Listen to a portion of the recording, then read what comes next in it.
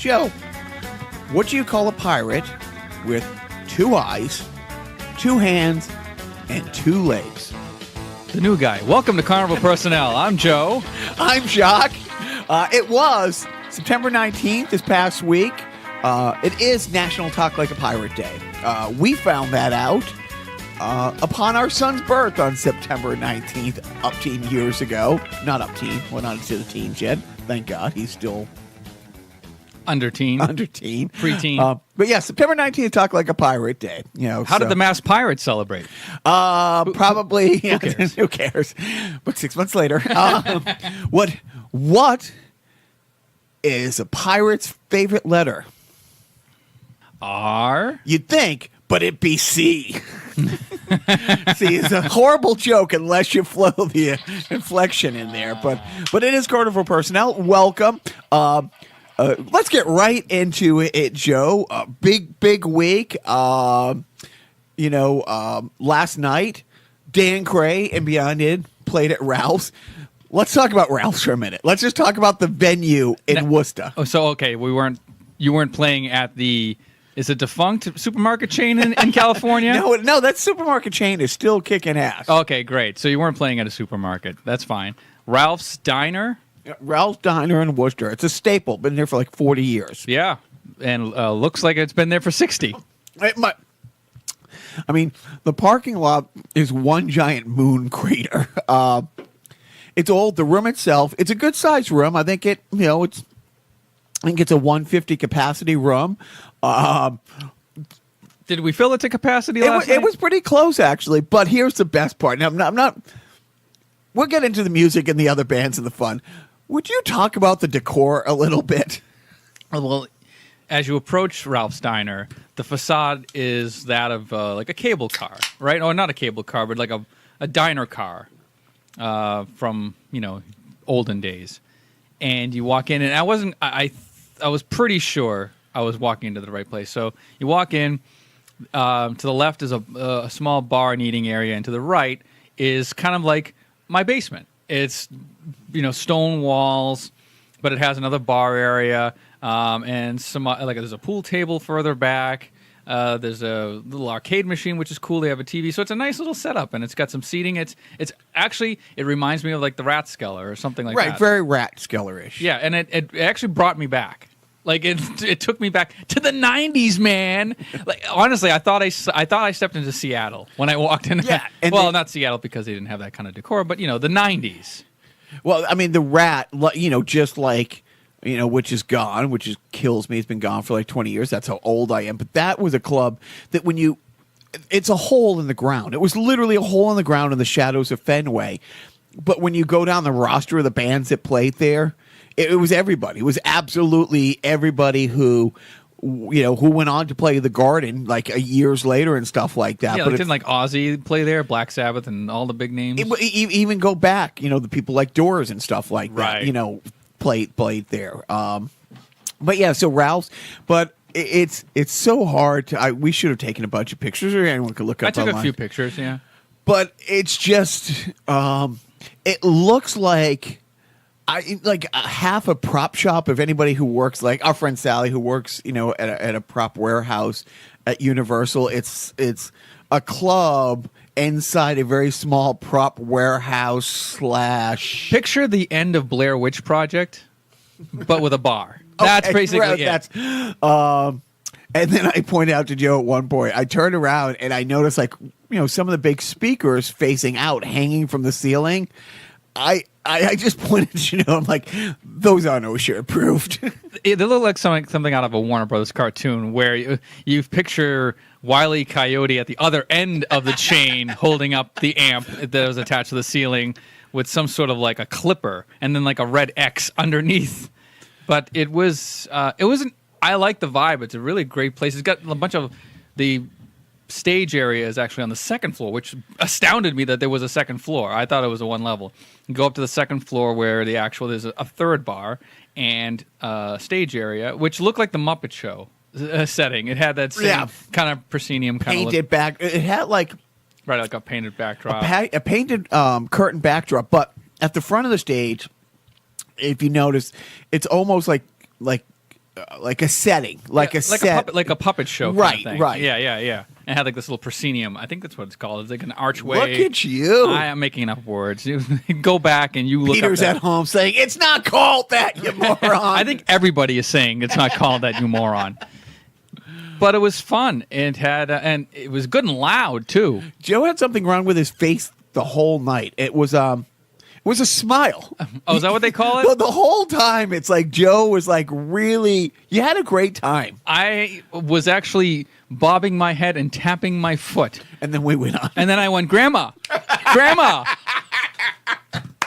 this music speaks to me. And it did, too. I knew it's nice to know the words to the songs that are being played for the most part. Oh, I'm sorry, for the least part, because I knew the words to maybe half the words to 3 of the songs. That's about the same with me. Right. There were 4 acts that night. I don't know if you want to go down the list real quick. The first act, Winter Project, they were a pretty good band. The Rationales, who we've had Dave, the singer, guitar player from the Rationales, on the podcast before. They're one of my favorite bands, and Dave used to sit in with us a lot. Dave Marabella. Derek Marabella from the Rationales. His brother is his drummer, which, he lets me use his kit, which is, I love playing with the Rationales because I hate to leave the house ever under any circumstances, but I like to see them. So if we play gigs together, it's a 2 birds with 1 stone thing. And at the same time, his brother, who is a great drummer, lets me use his kit so I can continue to be lazy. Yes, I left the house, but I didn't have to lug drums and set them up and break them down. I want to make a real quick announcement about the Rationales, and they announced at the gig last night that they are nominated for the second year in a row. What is it? For the Boston Music Awards Americana Artist of the Year. So voting is open. You go to the BostonMusicAwards.com page and vote for the Rationales.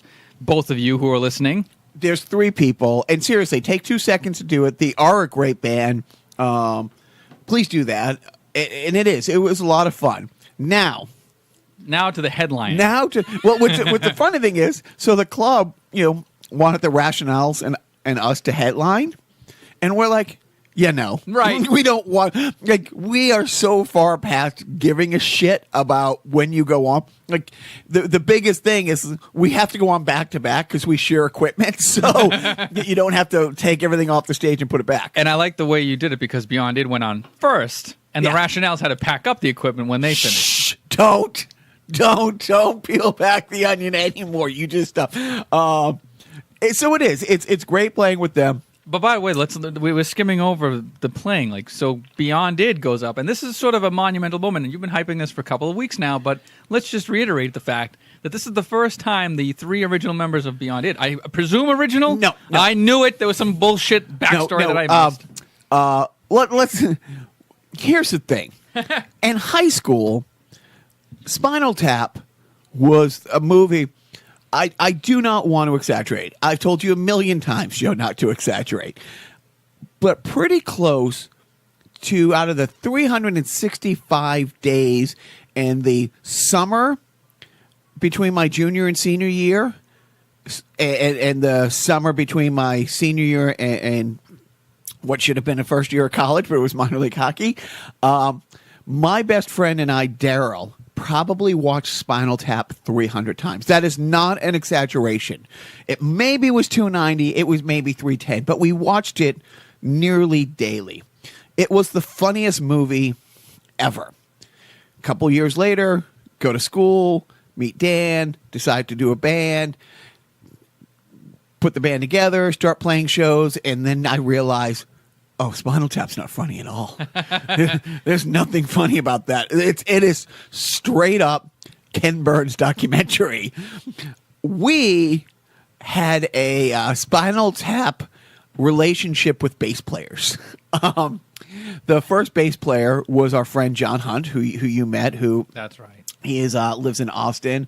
His band Fivehead is truly one of my favorite bands. His song "Asshole Neighbor." Is probably my top 10 favorite songs. Thank God for Indie Rock is also, Thank God for Indie Rock is my favorite John song. Anyways, so John was in our band with Dan.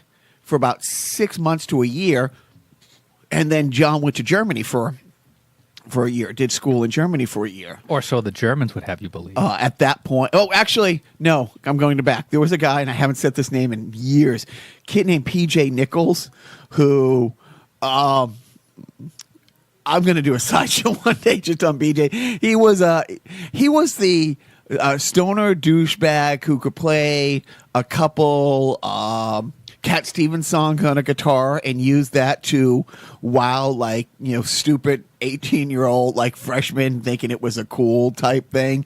And he just happened to live with a girl that my friend, Kim in college lived with, and he wanted to join the band, and we didn't give a fuck. We would just, Jen and I were just getting together to jam.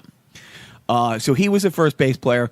Then came John, because I met John at came John at XPL, the radio station, together. So he was the first real bass player. He goes to Germany. Our friend Rod joins the band, and we had an extra room in our apartment, and Rod needed a place to stay, and he couldn't stay there if he was our bass player.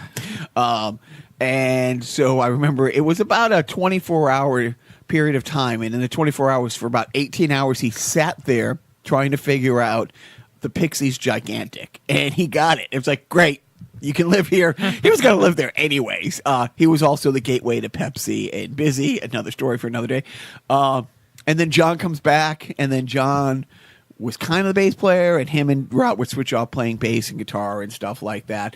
Then they both got tired of my shit. And started their own band, and at which point Sean came in. And the funny thing is, like, Sean was with us 3 times longer. He probably recorded more songs with us, definitely toured more and played more shows with us. But it was really funny because I think he always felt like, wow, John mostly plays guitar and sings, but he, for a good 10 years while in Austin, was a hired gun touring bass player in other bands. And he toured with other bands that he didn't love. I love this one. I liked this one band, Silver Scooter. He toured with them because it paid enough to pay for his band's recording and stuff. So he would tour as a bass player, which was great because he would come through LA once or twice a year with this other band and then come back like 6 months later with his band, which he came up with the money from touring with this other. He's also probably a better drummer than me. And so we used to call him like, the Phil Collins of good music, because Phil Collins could play so many instruments. At the time, there wasn't a David Grohl yet. Like, David Grohl was just the drummer of Nirvana, so you couldn't make the comparison. But so Sean's been with us the longest time. When I moved to LA, we lost contact. There was no email. There was Dan and I still stay close. Dan would come out and play shows.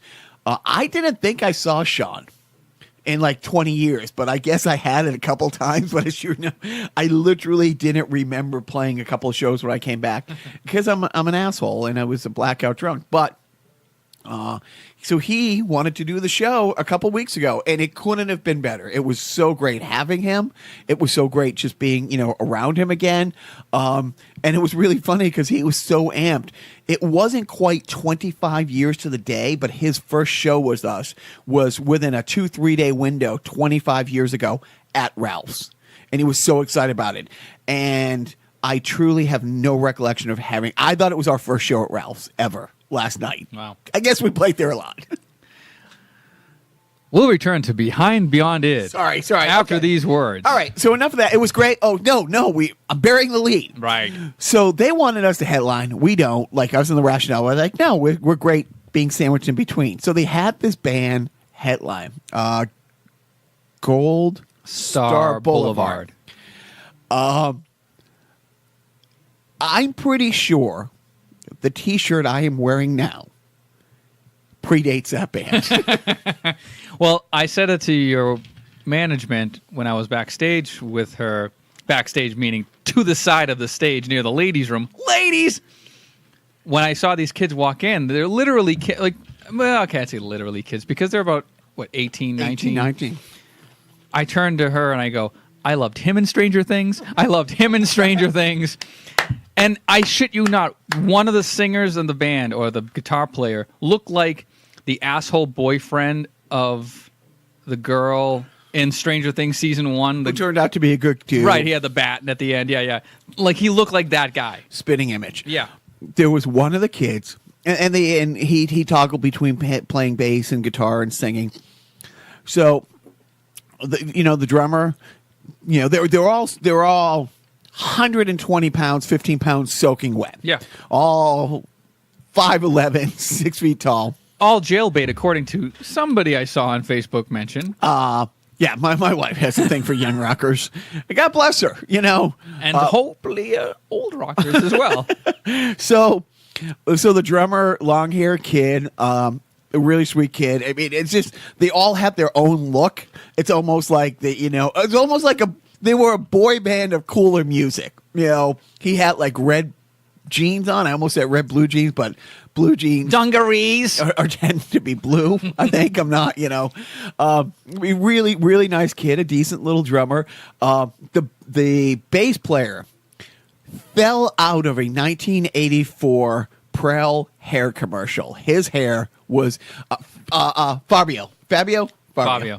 Was his hair not fantastic? He was the guy that looked like the kid in Stranger Things. Yeah. I mean, but truly, his hair would rival anything in an 80s band. And it was gorgeous. And I'm not being a smartass. No, you're not wrong. His hair was great. A woman from the audience, after their first song, yelled to them, "You have amazing hair." And it applied to, I think, all of them. Except for the kid with the baseball hat on his, he had short hair. We're getting to him. Oh, sorry. Jumping ahead. So the kid who did most of the singing, white boy fro. Brother, I think. But I get, the one with the gorgeous hair. Right. He had like curlier hair. Really white boy fro. And he had like He had a red necktie around his head like a bandana. Which is a cool look. Bandana on the ankle. They literally looked so 80s. It was great. Right.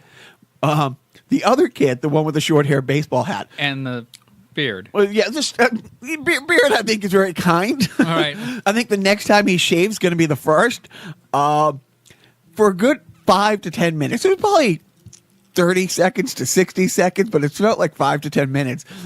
Dan and I watched as they were in the corner, like milling around their gear, him wrestling with how low to unbutton his shirt. He would unbutton it like 3 buttons down and look down and kind of turn, and then button it up one and kind of walk and see how that looked. Then unbutton it 4 buttons. And this went on forever. Management gets there, and I'm like, you have to watch this kid.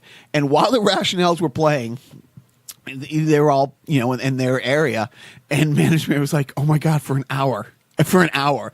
Well, it's kind of like what Nomar did in the on deck circle, right? With his glove. Yeah. And then seriously, it's like they were adorable. They were fun. Decent little band. We would definitely like play with them again. But it was really funny. I finally had to ask when their parents came over to talk to them before the show, and I'm like, I'm older than them. I'm older than their parents. It's one thing that out of the 12 songs that we played, I think 9 of them are at least 5 years older than any one of those kids. I think the only mistake in their being headlining the show is that the median age of the Gold Star Boulevard band was half of the median age of every other band that preceded them. Right. I mean, for Christ's sake. They had also a third of the weight. I gotta say, yeah. Seriously, oh goodness, metabolism hasn't entered their realm yet. No, it's coursing through it. Yeah. Oh, they had a couple big fans. Yes, they had a couple big fans, but they did have a lot of fans, and I'm like, oh my God, those kids, they're not going to bed till like 6, 7 at night, and they're going to have a great time, and I don't think alcohol is involved. It was everything I could do not to go over, like run over to them and say, I just got here in a time machine. We're you from the future. Make better choices. And just scare the fuck out of them. But they were. It was a lot of fun. So it was the first show that Dan and I played with Sean since I moved to L.A. in like 95. Yeah. So it was great that he's like back, with us. He almost didn't make it. Yeah, the more things change, the more they stay the same. And what's fun is, Sean ran in a different circle than I did, and he ran in more of a circle like Dan's circle overlapped a little with his. John's circle lapped over his. Like people were aware that I was the annoying friend with John. But it's like it's one of those things. One of the best parts about playing is I get to see these people who otherwise I'm not going to anybody's wedding I went to college with who I barely know 30 years ago. It's not happening. I want to go to a sibling's wedding at this point. I'm so on the fence, and my nieces and nephews moving forward. I'm really going to send a nice gift. Look, I can go to your wedding and get dressed up and do all this stuff, or double the gift. So, let's really be honest. I don't want to be there. You'd rather a $50 check than $25. This sounds like a conversation you had with your wife at some point. Look, I don't want to be at our wedding. I kid. I won't bother them. They won't bother me. The whole flow opens up, and but it was a lot of fun.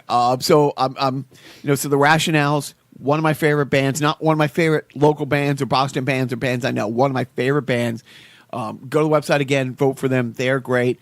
Looking forward to playing with them again, and we would definitely play with those kids again. They were a lot of fun, and a decent bit. Like they had a couple originals that were really fun. They played. It's like they got into music around the time that the first Guardians of the Galaxy soundtrack came out, so they looked 80s but had a very 70s rock vibe. Thank God for nostalgia, keeping music alive. I mean, seriously, I was excited to see that young of a demographic playing music. I'm like, wait, so hold on. They don't have a laptop? Like, what's going on? What is happening here? I mean, I don't care if they're kitchen throwback or whatever. I like it. One of the kid who, and then look, we knew where it was going to wind up. He completely unbuttoned the shirt. And look, if I looked like that, I would be out there playing without a shirt on either. Kudos to Jacques for actually picking up on these details, because I knew the guy had a shirt on. I had no idea there was all of this internal, evil versus good struggle about buttoning, unbuttoning. Not evil versus good. It's sexy versus smoldering. Right. Right. He was weighing the fire codes of Ralph's. Right. But he sang Jailhouse Rock, and he wasn't full on Elvis, but had enough of a wink and a nod to Elvis in his version of it. It was great. So that was last night, Friday, but a week ago Friday, you and I had another outing, Joe. So in 8 days, you left the basement twice. Yep. Once to check the mail, and then the other, oh no. So immediately after recording last week's Carnival Personnel podcast, we went, we took the long Sherpa hike up to the top of the street and over to the Regent Theater in Arlington Center, where we got to see Emo Phillips headline. And do I say headline? Yeah, I guess. Oh, definitely. Well, yeah, because there were two comics that opened for him, and an MC. So there was three. Oh, right. There was three comics. I forgot, yeah. Good. I mean, complete Boston. The three 50-year-old. No. Doing. You think older? Oh, okay, Emo lumping. No, the other guys who opened for him. The guy from there was a comedian who was younger. Thank you. Who was on America's Got Talent like 3 years ago. Oh, we'll think of his name before we're done. It's like Anthony something. But the two Boston guys were 50 plus. At least half their routines revolved around how they used to be drunk and Boston drunk Irish guy stories. It was a lot of fun. Here's the first thing. Joe, on this podcast a week ago, was talking about he saw Emo open up for Weird Al a few months back and did a half-hour set. And Joe's exact words were, it's going to be fun to see him do that exact same set, but stretch it out slower for 90 minutes. Emo comes on stage and he says, I was just in Boston, and he starts talking about how he opened for Al and did a half-hour set, and now, and a bunch of people applauded who had seen him, like Joe, and he goes, it's going to be hard making the exact same set last an hour. He literally, how he heard our podcast before it dropped and used that same joke. I ghost right for Emo Phillips. I'm sorry. I didn't want to break the fourth wall. It was a lot of fun. It was the other comedians were fine. When Joe finds the guy's name who opened, it's like I won't. I don't know what it is. No, there was a Joe Carroll, I think, was the MC, and then there was another guy, Jacques, somebody from Boston, older guy. But like it's all 50s. about emo, right? It was all about emo, and it was all about that annoying woman in the audience from England. So emo was great. Emo. Joe's youngest son, Joe's two sons went to see Emo and Weird Al with him, and his youngest one completely nailed Emo. It's like, I don't know if I really like him or hate him because he's really annoying, and that's so Emo's 62, and he talked about having been doing comedy for 42 years now, like a touring comic. Absolutely great. I mean, his it's observational-ish humor, but it's always kind of from an observation of a crazy person. Yeah. But then there was this woman in the audience. Do we want to get into it now? Yeah. About 2/3 of the way through, there was never any heckling. It was a great show. It was fun. He doesn't do a lot of banter with the crowd, but there was a little. He did some crowd work. I mean, he had like he said, he had to stretch out a 30-minute routine into 60. So some of that was crowd work. And I think he mentioned, like, does anybody have a birthday? And somebody, an older guy, maybe on the spectrum. Okay, probably on the spectrum. He says, yeah, I'm the same age as you or whatever. And they got into that. And then later on, a woman, I don't know how the audience was prompted to respond, if there was even an opening, but she, like Emmett Smith, had a joke and found an opening and decided I'm going to help you with your act after. I have a joke. I'm sorry. I have a joke. Okay. How many? He asked her to tell her after. Oh, yeah, right. He really tried to get her thank to. You. Yeah, to tell her after the show. And she goes, oh, no, it's just one joke. And he goes, I know. I'm hoping that we'll tell that one joke after the show. And she says, no, it's real quick. She insists. And he goes, okay, what's the joke? How many tickles does it take to make a squid laugh? And then he legitimately didn't hear what she said. Finally, people understand, and then everybody, like I think 20 people in the crowd yelled 10 tickles. Get it? Because it's a squid. And hilarious, better than the other four comics. Yes, and then she shut up. I think 3 minutes later, but popped back up a couple other times. Right, and then in the meet and greet afterwards, we saw that there were about a dozen or so people standing in line to meet with Emo Phillips. But beforehand, he was on stage like gathering his things, and she went up on stage to like shake his hand and talk with him, and you could see the MC come around and like usher her away eventually, like because Emo's a nice guy and he's probably scared of this person, rightfully so. Yeah, and she was, she wasn't, like crazy, but she was acting it. She did. I would have nominated her for an award. For crazy acting. He like he's a professional comic, 42 years. He wasn't like tearing her apart, but like when she wouldn't shut up, he goes, are they serving alcohol at this venue? Politely. You know what Emo has? The patience of a saint. All right. Go ahead. No, we'll move on. All right. I'm not doing it. Did you see the Ryan Reynolds clip that I sent you? I not only saw it, I showed it to my older son. How much more could I love that man? I told you after you showed me the clip, or you sent the clip to me, or whatever, talked to me about the clip. I said I was watching a YouTube video and an ad came up with Ryan Reynolds in it, and usually I skip ads.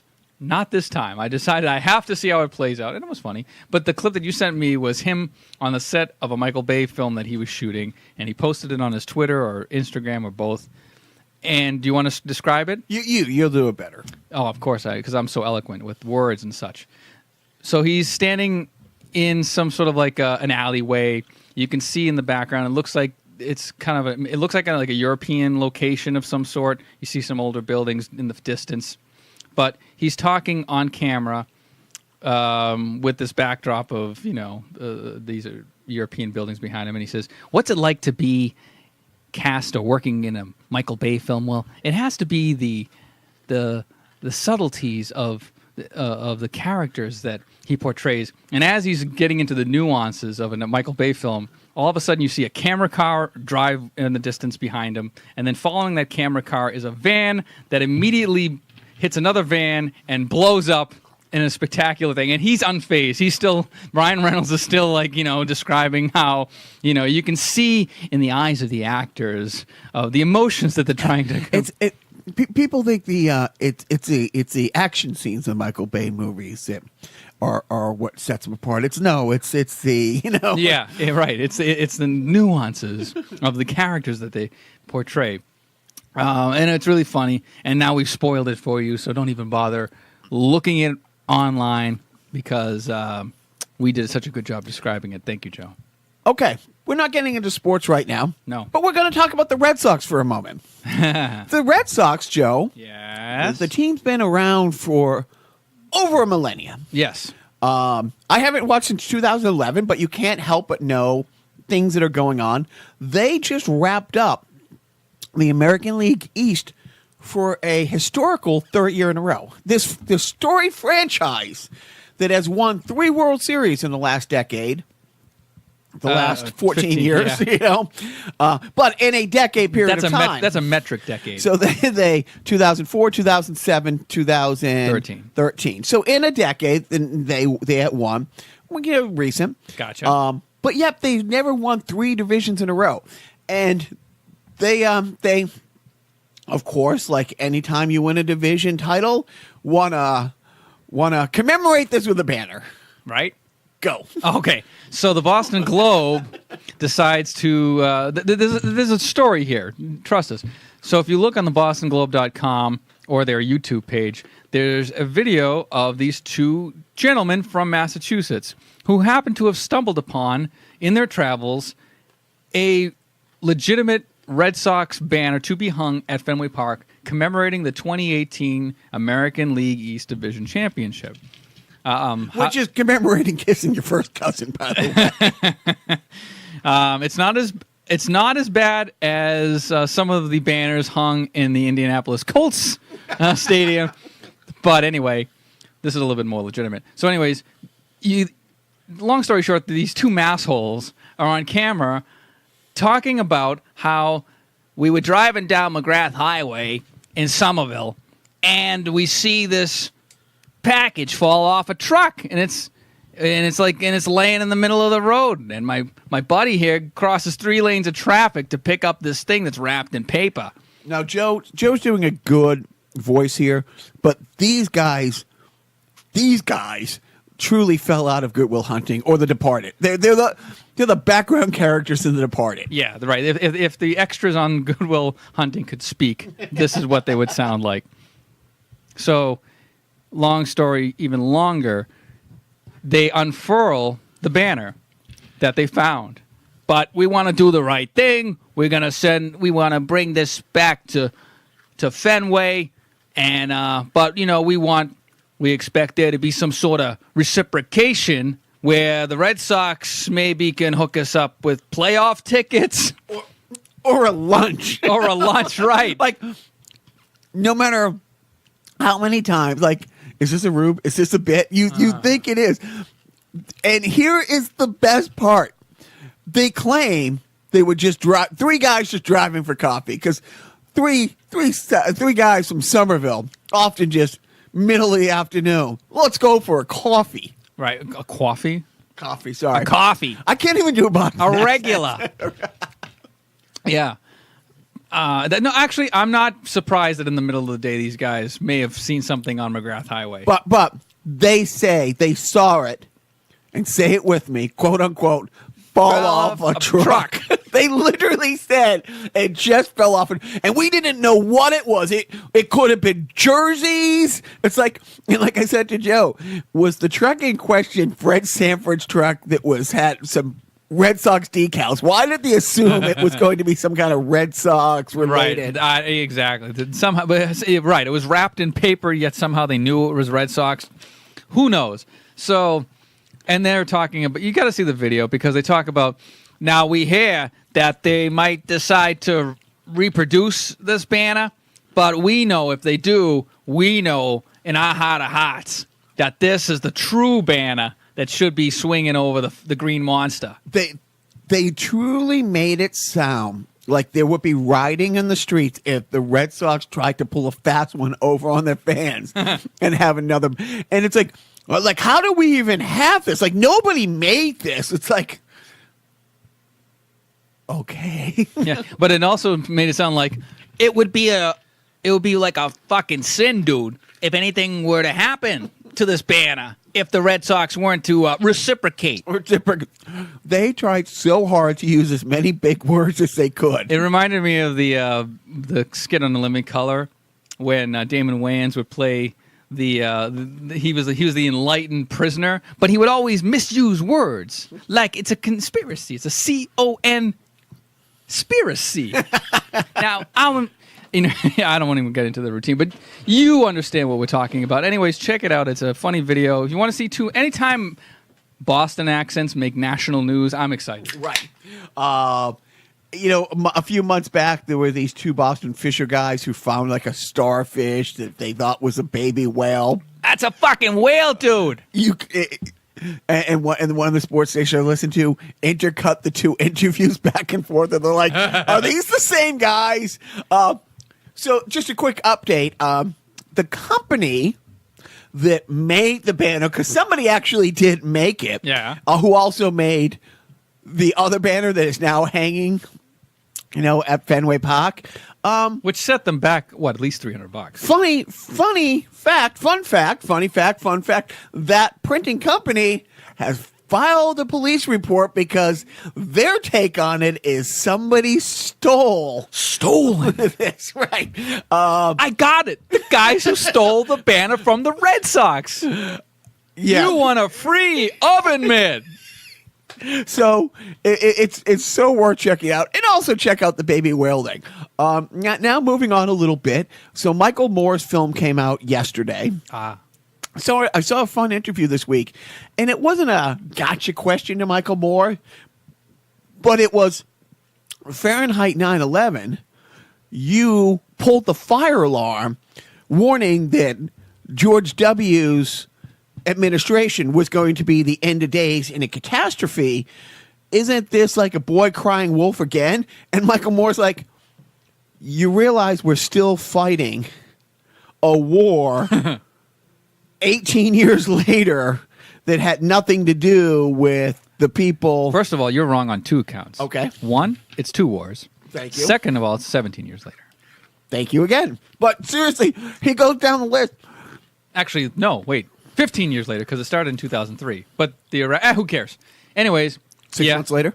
6 months, yeah. Well, so Michael Moore, who did bring a gun to a knife fight, points out, George Bush is the beneficiary of somebody being worse a president than him, which I never thought I'd see in my lifetime.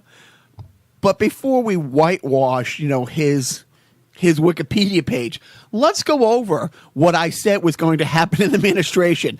So we invade a country on made-up information, which, it's still ambiguous whether there actually are war crime, weapons of mass destruction. No. Oh. Whether they're like, it's right. been rumored that George Bush and Dick Cheney don't leave the United States. They don't travel abroad and do like. George Bush went to the Vatican for the thing, which is its own country. But there are some countries they will never go to because they'll be tried for war crimes. They literally will be tried for war crimes. They collapse the economy. Now, it's not all of their fault, but maybe all the tax breaks that you gave, the big people, the look the other way. You look at all the catastrophes that befell the United States when he was given the presidency in those 8 years. Now, yes, Blotus has done a tremendous job overshadowing that 8-year shitstorm. But here's Michael Moore basically going down like the quick list of like, let's just do the greatest hits. Right. I was right. I like So comparing George W. Bush to Donald Trump, it's quality versus quantity. So, George W. Bush did heinous things in their administration, heinous things to the United States, but not as frequently as the daily heinous things that are happening to the United States thanks to the Trump administration. Now, the Trump administration, time will tell how devastating their actions will be against this country. But for right now, a lot of the stuff that keeps popping up, it's like, I can't believe he said this. I can't believe he done that. And it's daily. So in the short 18-month span, almost 2 years, about 18-month span of Donald Trump's administration, we're getting almost 2 terms worth of the George Bush, of awful that we experienced during the George Bush administration. So Michael Moore he was like, no, I wasn't a boy at cart wolf. George Bush was fucking awful. We're still fighting those wars. It took 8 years of Obama to dig out of the financial crisis, the housing crisis, the automobile crisis. What else? The airline crisis. Yeah. You go down the list. Like, nobody had ever come into the White House with a bigger deficit and a worse we were in full-on recession. Yeah. Donald Trump was a beneficiary of, in the 8 years of Obama, you could see the steady line of unemployment going down and down and down. But the thing is, the point is, Michael Moore is like, yeah, George Bush was fucking awful. I wasn't an alarmist.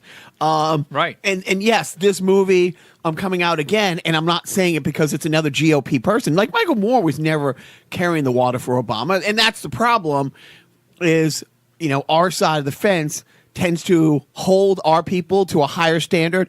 What's that term? Oh, Al Franken, for instance. Accountability and right. I get it. Yeah, right. We're not as all in as the Republican Party is, which leads us to Women for Kavanaugh. Please tell me you saw the picture finally. Oh, I saw it for day one. Dude, how great is that? Right. Can you're a funny guy. You're a creative guy. Could you make that up? No. Describe it to the folks who must have seen this. Hey, guys, remember that picture that popped up on social media a couple of days ago with the bus that had stenciled on its side? It's a big red bus with fucking Kavanaugh's face right near the driver's seat. And on the side, it says in white letters, Women for Kavanaugh. And, of course, posing in front of that bus, who knows if it has gas in it, is all the women for Kavanaugh. I'm sorry. 6 women for Kavanaugh and 7 men for Kavanaugh. And, the men holding anti-women choice signs. Right. Yeah. Just the term women for Kavanaugh, is that like a bus to round up women for Kavanaugh? Is it like, it's a little ambiguous. So we're not going to spend a whole hell of a lot of time on this, but let's quickly review. And of course, we're talking about Brett Kavanaugh, who's the Supreme Court Justice nominee, who's basically going to be steamrolled into a lifetime. They flat out said it. Mitch McConnell yesterday. So he's been accused of doing something stupid and heinous. I shouldn't say stupid or forgivable. Heinous act when he was 17, and he was an entitled, rich, private school kid who assaulted a 15-year-old girl at a party. This woman, a professor, has come forward. Everybody knows what's going on. What's her name? Oh, who knows? She's Ford. Yes. Ford, yeah. So she... Anyways, and the whole game, what's great, nothing. But one of the interesting facts is, like, now the GOP is trying to say, well, they had this information for months. Why did they just bring it up now? Well, they didn't, which is why Kavanaugh backdated his list of 65 women he didn't try to rape. And like I said last week, he had to make at least 100 calls to get 65 women to say he didn't try to rape them. That's a pretty good turnaround. His best friend in high school, or a friend who was allegedly in the room, has written a book about doing these kind of things, completely misogynistic. In his friend's yearbook page, some women need to be hit by a gong, like a gong, was his quote, and all these things have come out since then. It's like the misogyny. Now, that's a dickish thing to do. Now, are we going to let one stupid thing that somebody did 30 years ago hold them from getting a job? Like, what? Are you saying that Brett Kavanaugh shouldn't be allowed to work again? Is that what you're saying? And I am not saying that. Oh, okay. Am I saying he shouldn't have a lifetime appointment where this guy who has a history of misogyny is going to be the deciding factors on women losing the right to control issues regarding their body? Yes. And that's how you play devil's advocate. Ta-da! And Scene. But no, it's just all kinds of awful because they're trying to. I don't know where to begin, Joe. We can't. So the Anita Hill thing was awful, and the way she was treated 20 almost 25 years ago. 25 years ago. Yeah. More than 25. It was like in the early 90s. Yeah. So. Two of the 12 men on the council, like deciding, the fate of this, all over 60, mostly over 70 white guys. A couple of them were around during the Anita Hill thing. And it's Orrin Hatch and Lindsey Graham, who, when you listen side by side to what they said about Anita Hill and this woman, I think she's misremembering the facts. You go down the list, it's like they're saying the same thing. The whole Me Too, Time's Up, 30 years of what it's not just as bad, it's worse. Because Anita Hill wasn't getting death threats. Anita Hill didn't have to hire security and relocate her family. And then of course, like with Pizzagate, you have a couple of these Alex Jones out there posting the email addresses and the addresses and the phone number of this woman Ford, or other professors on the other side of the country who also have the last name Ford, who are now being harassed because misinformation about fake news about them. Oh, this is the woman. It's well. What does Ford have to complain about? I mean, she's going to get a lot of book deals. She's going to get a lot of publicity out of this. She's going to make out like a bandit, like Anita Hill.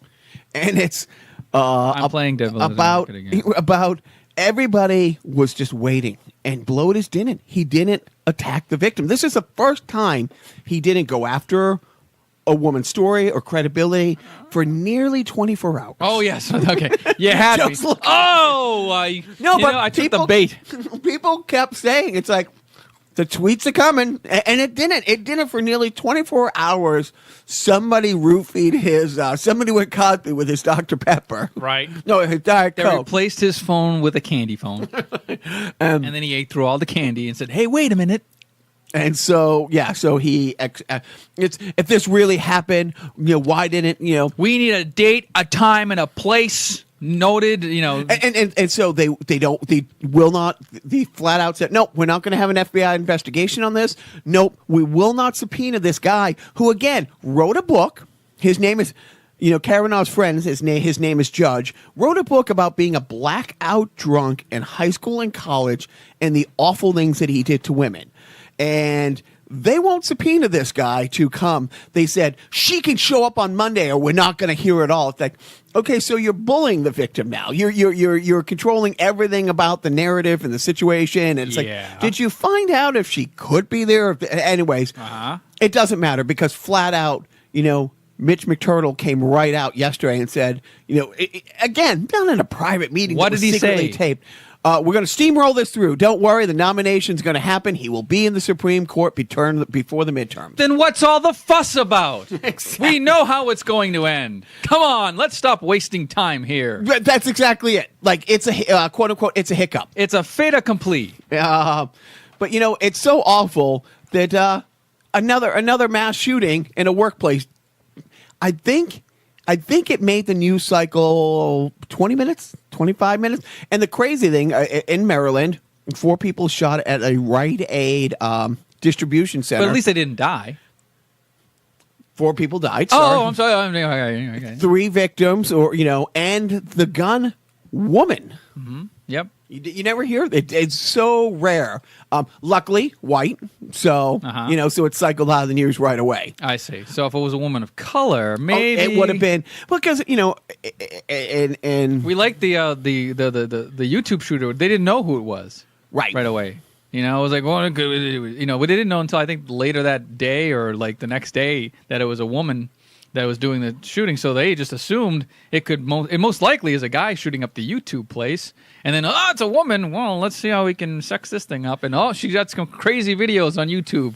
Let's put that up, So that, kept the story going for a couple of days. So, I don't know. Maybe if this woman has some hot Instagrams, or Facebook pics. Maybe it'll get some. It already cycled out of the news. Aw. It was on Tuesday or Wednesday. Yeah. But the whole Kavanaugh thing overshadows it, which, it's horrible to say. 3 people died, but this is a lifetime awful, and how many more people? Anyways. You know what? NRA TV should have picked this up and covered it because they're the gun news network. They right? really are. No, it wasn't a black person with a gun.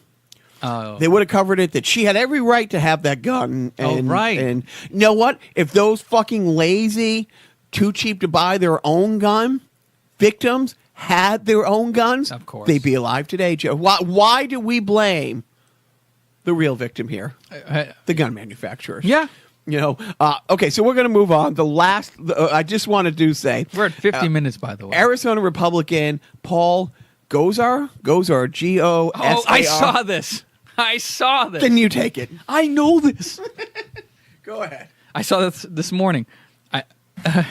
We see an ad for Arizona Rep nominee Paul Gosar, who's the Democratic nominee in an Arizona race against the incumbent Republican, right? No, I think Gosar is the rep. Paul Gosar is the rep. Oh, I'm sorry. Well, yeah. I'm sorry. So Paul Gosar is the you say rep Republican representative, right? Is the Republican representative who's the incumbent, and he is. There's an ad which mentions his name.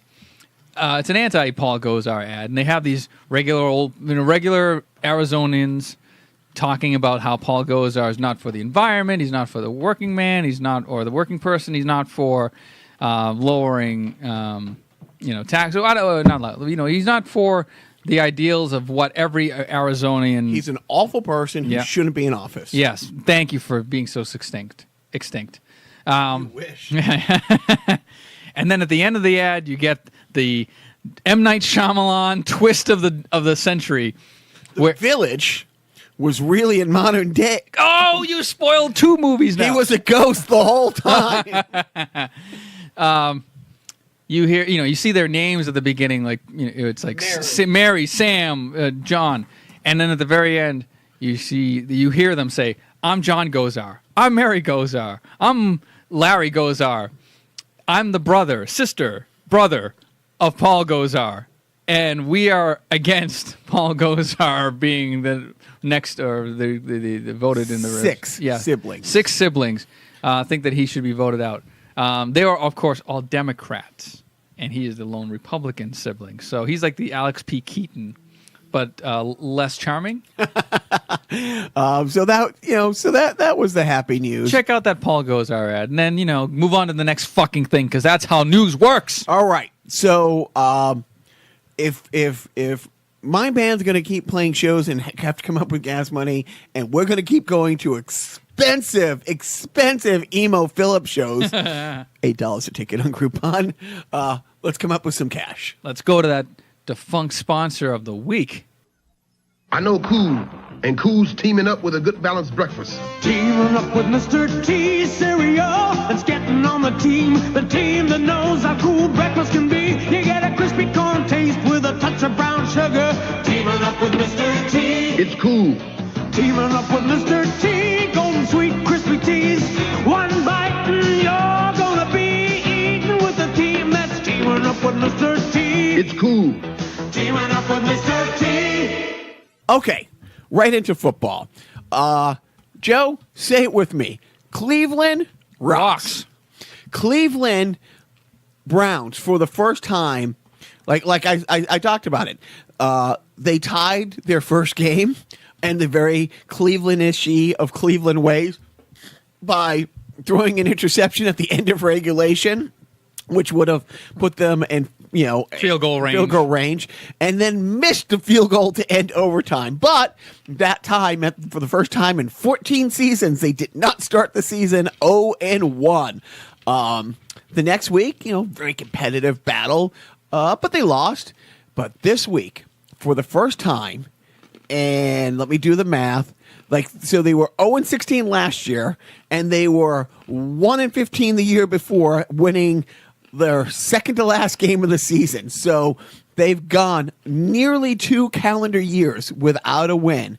1, beat the New York Jets, Jets, suck, at home Thursday night, and Cleveland lost their shit. Like, even the police department were like, "This is great. Please don't burn stuff." I remember the tweet from the Cleveland police was like, "Way to go, Cleveland! Way to go, Browns!" And he goes, "Oh wait, the free beer thing. Yeah, the Cleveland fans, take it easy, will you?" Yeah, Bud Light had a promotion. I don't know exactly what it was, but free beer upon winning. I don't think they should have paired that with the free boards with nails in it. It was a different promotion from another thing. The calendars just synergy. But yeah, so the Cleveland Browns right now have a better record than the Pittsburgh Steelers, who are at 0-2. And arguably a better record than the New England Patriots. Shut it. Shut it. Yes, my beloved Patriots things did not work out last Sunday as had hoped or as had predicted, or as had imagined. I mean, for Christ's sake, I had them beating Jacksonville, but it wasn't even close. I mean, the score wasn't completely lopsided, but the special team sucked. Brady, the offense sucked. The defense was worse, and so the Patriots go into this week's game against longtime former defensive coordinator who is realizing that, wow, it's a lot harder being a coach than it is a defensive coordinator. It's a lot harder working for the Detroit Lions than the New England Patriots. So they're 0-2, and I think they go 0-3. The Lions go 0-3. I think the Patriots. But the Patriots are not good. No. They're not. They're not as good. Let's just. If we want to be, they truly. And now people are starting to really like the whole in Belichick we trust and who do we trust? He always knows what he's doing. And now people are like, so Tom Brady is like ranked 25th, and like he only has 2 passes more than 20 yards in the 2 games, and both of them are to Gronk for like 21 yards. I mean, we got rid of Cook, who went down the field. We got rid of Amendola, who only caught 4 or 5 passes a game, but each and every pass were for third and 12. He was always making the money grabs, and we replaced him with nothing. But last couple days, it's funny. Cleveland gets rid of this guy and win a game, and now we are the recipients, the proud recipients of Gordon. What's his first name? Josh, who his rookie year 5 years ago was teetering on being rookie of the year. I mean, just a money guy. He is the next Randy Moss. He is the next T.O. He is the next in that line of great receivers. What happened?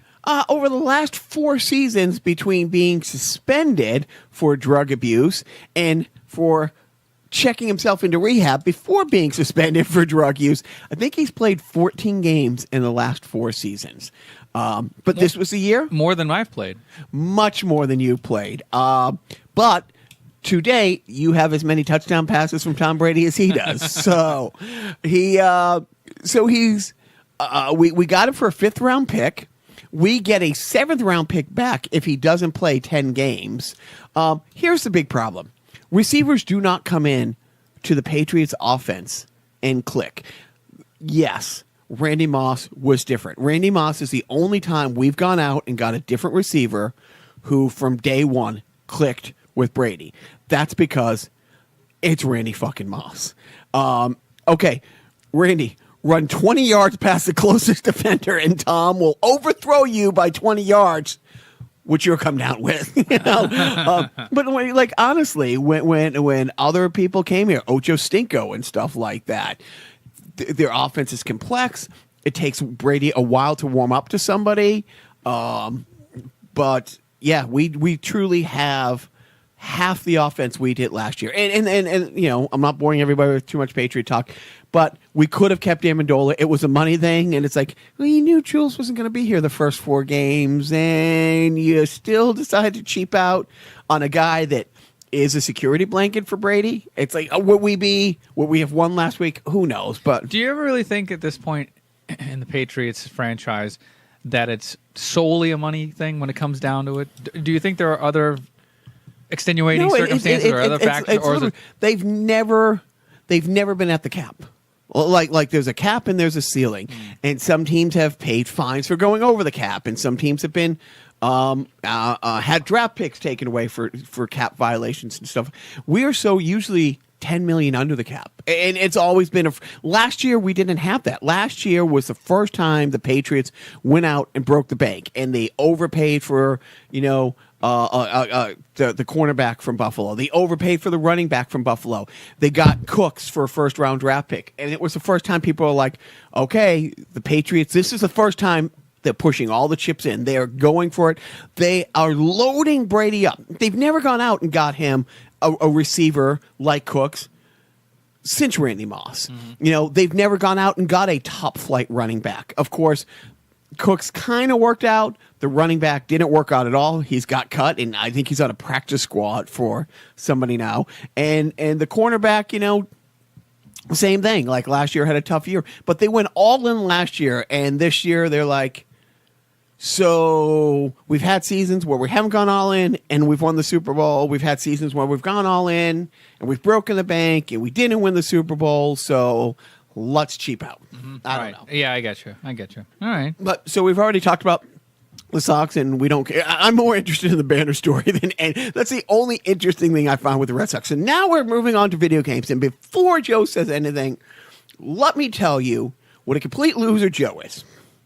How much time do we got? A lot. So Joe last week tells us all about getting Spider-Man and how great it is. I see him last night, and I just had assumed you've been playing Spider-Man all week, and then you tell me no, because I'm playing Zelda on the Switch. And I look at him and I think, you're a loser. Like, you just had this brand new game. You're almost as bad as a guy who the last week was complaining, lamenting that he's trying to play a game from 2011, Batman Arkham City, the second in the Batman Arkham trilogies. We don't count Origin. I'm sorry. We don't count Arkham Knight? No. There's Arkham Asylum, Arkham City, Arkham Knight. Batman Origins was in the middle, yeah. Wasn't really in that continuum. It was sort of in that line, but Rocksteady wouldn't do it. Like the company that did the other three didn't do it because they wanted to focus on Arkham Knight. Okay. And so it's not really considered part of that line, although it's a lot of a similar. Anyways, so I was saying for some reason my PS3 kept crashing. So you're a loser because you got this. No, you're a loser because you went all the way to Hartford. You went to that retro show, and on the way back from the retro show, you stopped at GameStop to get the new game, which you were going to play, which you loved, and then you went back to getting other retro games and doing the Switch, and that's when I'm like, oh, what a loser, Joe. You're the kind of guy who, and what somebody may or may not have done, depending if management is listening, got frustrated with their PS3 crashing, because I want to play this whole game, may or may not have gone to GameStop and bought a used exact same model. So management nor the children will notice that I bought that somebody may or may not have got so that they can play a 7-year-old game themselves. So you are a loser, but I think I got you. I think Everybody gets one. But you're back to, I got here today and you're back to Spider-Man. Yeah, I was playing it literally as you came in. It's so much fun. So I love Spider-Man for the PS4. It's so vast. It's there's so much to explore. So many side missions. It's a little miniaturized New York City. It's fun. It's funny. Like there's like the dialogue is actually funny. Like they got the personality of him down. Yes, and it's just a good fucking time, as Marvel usually delivers. But it is startlingly similar in style and game mechanics to Batman Arkham City. Except Batman can't spray webs out, pick up bags of cinder blocks, and spin them around and beat people with them. No, he can't. But Spider-Man doesn't kill, yet he knocks people off skyscrapers. They somehow land on a mattress somewhere. I don't know how it works. Don't ask me how gravity works in these video games. Anyways, but it's a good time.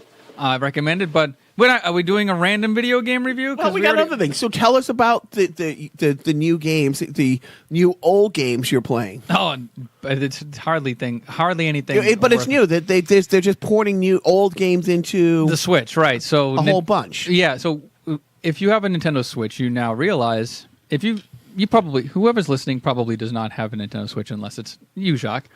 But since the Nintendo Switch came out, Nintendo games that were played online, like Splatoon, that was all free. You would be able to just sort of match up with anybody online for free. That's gone away now that Nintendo has launched the Nintendo Online service, which for an individual membership, you can pay $20 a year, and you get to play games. You can now play games online and pay for it, but it's sort of like some sort of fake incentive or something that makes you think that you're getting value from this service. Nintendo has released this app that you download with the online service called Nintendo Entertainment System Online. It's essentially 20 Nintendo games or 30 Nintendo games that you can play emulated on your Switch on the go. Like, you don't have to be hooked up online to play it. You just it downloads to your Switch, and you can play games like Legend of Zelda, Super Mario Brothers, Super Mario Bros. 3, Tecmo Bowl, and the fun factor here is that if you have a friend who has a Nintendo Switch and the Nintendo Online service, and you have their friend code, and you make them your friends on the Switch, you can play 2-player games simultaneously. Like, I could play you in Tecmo Bowl if I wanted to over the online service, which is cool. It's something that's, people have kind of imagined probably who are into retro gaming for a long time as being able to play with friends, online. But there's a little bit of a lag or latency, when you're doing these types of games because of just the transfer speeds. But it's still doable. It's still playable. I haven't tried it myself because I don't have any friends. Uh-huh. But it's cool. You can play. So yeah, I've been playing Legend of Zelda on the Nintendo Switch. So isn't that exciting, folks? No, it is, because now this segues nicely into your pal Pat Contry predicting the video crash of 2019. Is he calling for a crash next year? Yeah. No. That's something different because you're conflating two different stories.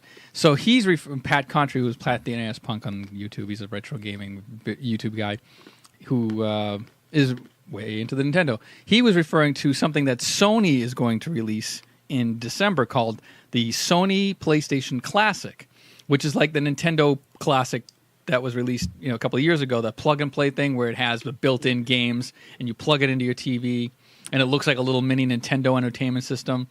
Sony's doing the same thing with the original PlayStation. Like when Resident Evil 1 came out, it came out for the PlayStation. But they don't know how many. They know that 20 games are going to be on this little plug-and-play system for Sony. But, it's sort of like, okay, now Sony's sort of following in step with all these other companies that have licensed their games for these little plug-and-play things like Nintendo has with the Super Nintendo Classic, the NES Classic. But so what you're referring to is that Pat said he's now thinking, okay, now every company is going to be doing it with their classics, like the TurboGrafx 16 Classic and the Atari 800 computer Classic. Did he mention Coleco? Yeah, like the Coleco. Well, Coleco already does have like a plug and play thing that's been out for years, but there's a bunch of those. So, but what PlayStation is coming out with is pretty interesting in and of itself. Like if you haven't had, I guess if you don't want to go online and buy the individual games that are already available for download on the PlayStation 4, like you can play PlayStation 1 games emulated on your PlayStation 4, for like, $5 a game or $7 a game. I don't know how much it costs. But this is sort of like an all-in-one kind of Christmas package thing where you give it to somebody who's a casual person. Like, hey, man, remember the PlayStation? Remember, Resident Evil or whatever game's going to be on there? And here, there's going to be 20 of these PlayStation games. So, what Nintendo used to be, Nintendo's retro, but now it's gotten to the point where Sony PlayStation 1 is retro. So there's going to be a lot of these little emulation boxes probably coming out in the next 2 or 3 years. And Pat's saying oversaturation is going to... Yeah, and I think it was a little tongue-in-cheek just because, and now Sony's getting into the act. So whatever. I think it'll be fun. I probably won't pick it up because I wasn't nostalgic for the Sony PlayStation as I am for the Nintendo Entertainment System. As your wall of shame would indicate? Yes. I think I own 80 versions of Super Mario Brothers 3. Let's stay on the retro gaming thing. I see something on the Twitter this week that I forwarded you, and I couldn't tell from your response whether you knew this and it was old information or whether you were on the same page as the person who tweeted it out. The guy Bird from 98.5 The Sports Hub, somebody I follow. In Duck Hunt, did you know that the second gun controlled the bird? I did, but it wasn't apparent to me when I was a kid, or maybe if I knew it as a kid, I forgot. And then I had been reminded of it within the last 5 years because I watch a lot of retro stuff online. Okay. So I kind of knew it. And by the way, somebody else pointed this out online. It's in page 8 of the manual of Duck Hunt that the second controller can control the ducks in Duck Hunt. Who the hell reads the manuals? You can lose your man card for even saying the word manual.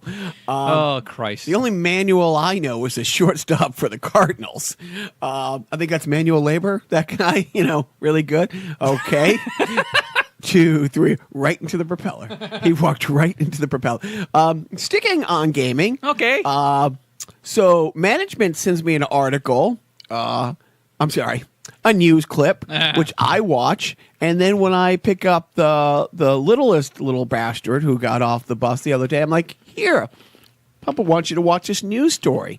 It's a news story about a 45-year-old guy who has been arrested, I want to say in Albany, New York. Sidebar, when you see guys like this and you see their mugshot and you think, wait, he's 5 years younger than me and he looks 20 years older? Maybe I'm not as... Anyways, because he made several death threats to a 12-year-old who beat him in Fortnite. And I guess he had been playing Fortnite with this kid for months. We'll get to that part of the story in a moment, folks. But the kid, had beat him and, took his guns or something like that in Fortnite. So this guy didn't say, you fucking little bastard, I'm going to kill you. No, he kept messaging him. I know where your school is, which caused the school to be put on alert, and the cops go there, and they go to the guy's house, didn't have any firearms, but had a high-powered BB gun. But he didn't send one messages, didn't let this go over a couple days. I know where you live. Your parents are going to be crying at your grave. I know where you go to school. Literally over Fortnite. This guy is in jail for making death threats to a 12-year-old. I'm going to jump ahead to my parenting tip of the week. Don't let your fucking kids play Fortnite on a regular basis with the same 45-year-old guy. Period. The end. If you're friends with somebody, great. But we are, it's funny because, we won't let the boys have headphones. And it's funny when you hear a bunch of 7 or 8-year-olds playing a game together and using bad language or something. Not that it's that funny. It's but when you hear adult voices, it's this is why you guys will never have headphones and be in the clubhouse playing this game yourself. But he did. He looked at that, and it was a nice little... It scared the shit out of him, which good. This is why, yes, Papa and Mama are really mean not letting you have headphones in your little clubhouse to play games with 45-year-old people. But this is why you never tell anyone your name. You never tell anybody where you live. And, I monitor who you, quote-unquote, friend and unfriend on these systems, which is why you don't have your own password and never will. Even in college, you little fucks. College? Yeah, exactly. My son got into DeVry. What did he do? Open the door? Let me have this one. So that, while we're talking about Fortnite, management also sent me another article that I guess I don't want to throw out a number, but it was a surprising how high number of people who have cited Fortnite as the reason for divorce filings. Oh, okay. I thought you were going to... Did we already talk about the people who hire coaches for their kids to play Fortnite competitively? Yeah, that was in the Wall Street Journal. It was Forbes. It was a big article. It was a few weeks ago. These are crazy times, man. This is Trump's America or something like that. I don't know. So what you're saying is Chip Boy should cut the shit with this whole music Berkeley thing and start getting a job coaching little fucks in games. Well, first he should play Fortnite. And then... Yeah, I'm quite sure there are people out there willing to hire him for his Smash Bro prowess. Maybe that's so. I don't know. So that's I think that's the podcast. Thank God, because my ass is hurting. Yeah, do you want to do a random game, or do you think we covered enough video games? I think we're bored to tears with myself included. This is like we're like a very, very boring church sermon in like a Southern Baptist church with... No, I'm sorry. That's too much fun. Yeah. Have you ever been? No, yeah. I mean, Dude. I've seen it on TV. No. I went. The guy Daryl in high school took me to a black church in Roxbury, and it was one of those things. It was A blast. something out of Blues Brothers. Yeah. And Okay. I'm sorry. Wow. Yeah. Was that awesome? Yeah. Okay. We're the opposite of that. We're the boring. Like there's that the One of the Mormons. Knocking on your door. Yeah. Okay. This is the long church. Like no air conditioning. The pews have splinters in them. People just want to get up and go, but they're under some sort of spell that they haven't hit stop on their playback of this podcast. Let us out of here.